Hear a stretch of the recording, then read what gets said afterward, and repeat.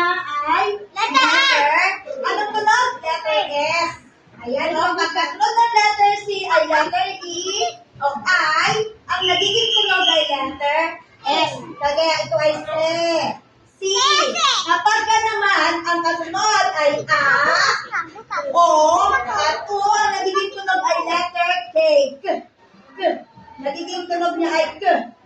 So, basahin. Ko, ku. Nakuha? Nakuha? Nakikinig po. Sige, ulitin na.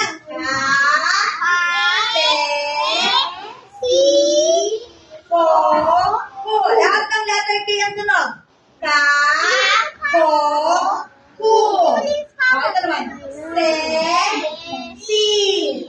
Nakuha ang tunog ng letter C. Dalawa ang tunog ng letter C. K at saka S. K at saka S. Sabi niyo? Okay, kapag A o U, ang tunog ay K. Pag A at E ang kasunod ng letter C ay hindi ko. Okay, naintindihan? Okay, sige, uuwi na tayo.